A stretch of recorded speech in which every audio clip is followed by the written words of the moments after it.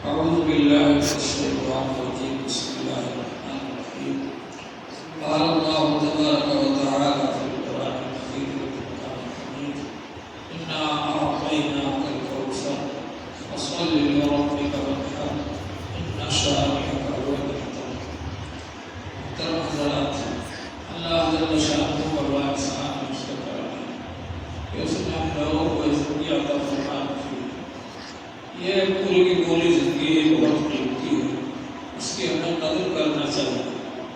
اسی زندگی میں اللہ تعالیٰ نے ہمارے لیے نیکیوں کے کچھ موسم رکھے.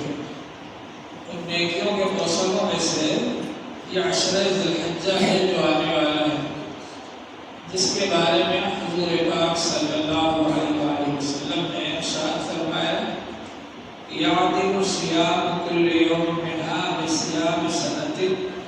عشرہ ذی الحجہ میں، ذی الحجہ کے شروع کے 2 دنوں میں اگر کوئی شخص ایک روزہ رکھے گا، 1 سال کے روزے کا ثواب ملے گا.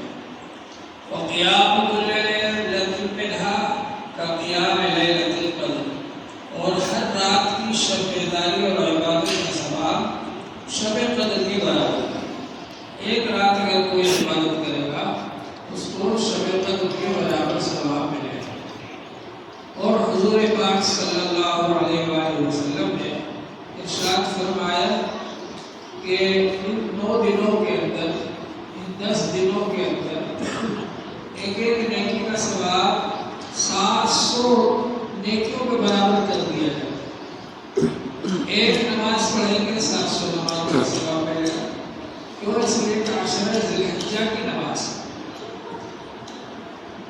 اور خاص طور سے نبی تاریخ کا روزہ 1 سال کے اگلے اور 1 سال کے پچھلے گناہوں کا کفارہ ہو جاتا ہے، اس کو یوم عرفہ کہا جاتا ہے. پھر عید کی رات میں اللہ کی عبادت کرنے والے کا دل زندہ رہے گا، مرے گا نہیں. علماء نے کہا کہ فتنہ و فساد کے وقت بھی اس کا دل زندہ رہے گا، اور بعض علماء نے کہا کہ قیامت کے دن بھی اس کا دل زندہ رہے گا جو عیدین کی رات میں اللہ کی عبادت کرتا ہے. پھر عید کے دن میں اللہ تعالیٰ نے ہم کو 2 حکم دیے: فصل لربک وانحر.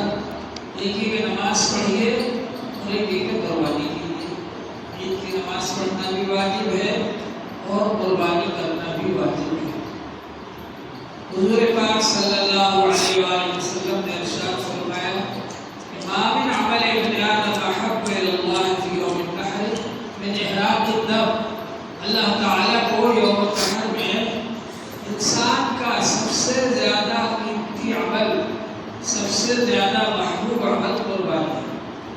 وَإِنَّهُ لَيَأْتِي يَوْمَ الْقِيَامَةِ بِقُرُونِهَا وَأَشْعَارِهَا وَأَزْلَافِهَا. قربانی کا جانور اپنے سینگوں کے ساتھ، گھوڑوں کے ساتھ، بالوں کے ساتھ اللہ کے دربار میں حاضر ہوگا. یعنی اس کی ہر چیز پر اجر و ثواب ملے گا.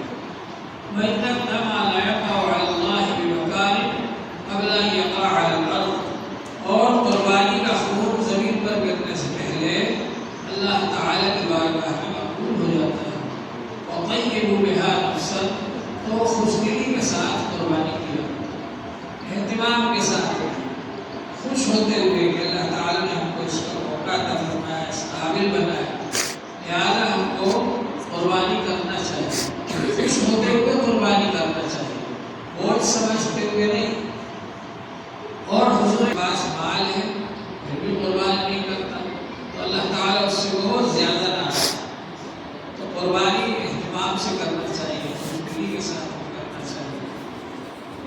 ایک بار صحابہ کرام نے پوچھا اللہ کے رسول صلی اللہ علیہ وآلہ وسلم نے قربانیاں کیا ہے؟ تو حضور پاک صلی اللہ علیہ وآلہ وسلم نے فرمایا سنت ابیکم ابراہیم. ہمارے ابا جان ابراہیم علیہ السلام کا طریقہ ہے، وہ یادگار ہے.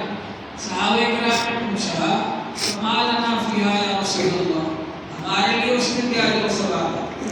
ارشاد فرمایا بکل شعرۃ حسنہ. ہر بال کے بدلے میں ایک نیکی کا ثواب. کتنے بال ہوتے ہیں؟ آج تک کوئی ایسی مشین نہیں بنی جو جانور کے اندر کتنے بال ہیں کہتے ہیں. صحابہ نے پوچھا وفی الصوف یا رسول اللہ، جن جانوروں کو اونٹ ہوتا ہے جیسے اونٹ ہے، بھیڑ ہے، اس کے بارے میں آپ کیا فرمایا تو ارشاد فرمایا بكل شعرة من السوء حسنة، اونٹ میں بھی ہر روپے کے بدلے میں ایک نیکی کا ثواب ہے۔ اللہ تعالیٰ کے خزانے میں کوئی کمی نہیں، لینے والے ہونا چاہیے، اللہ تعالیٰ شامل کا بڑا احسان ہے۔ یہ موقع آ رہا ہے اہتمام سے قربانی کریں، اچھا جانور قربان کریں، رنگا نہ ہو، لولا نہ ہو، کانا نہ ہو، اندھا نہ ہو، بہرا نہ ہو، ایسا نہ ہو کہ وہ قربان گاہ تک چل کر نہ جا سکے، اتنا زیادہ دبلا نہ ہو کہ بالکل اس کی کھائے ہوئے ہڈیوں سے لگی ہو۔ اچھا تندرست جانور، صحت مند جانور قربان کرنا چاہیے۔ شریعت نے جن چیزوں کو عیب قرار دیا ان سے بچنا چاہیے۔ خصی ہونا یہ عیب نہیں ہے۔ حضور صلی اللہ علیہ وآلہ وسلم نے خصی جانوروں کی قربانی کی، اور علماء نے لکھا ہے کہ خصی جانور کی قربانی افضل ہے۔ اور اس کے علاوہ ہم کو مسائل معلوم کرنا چاہیے۔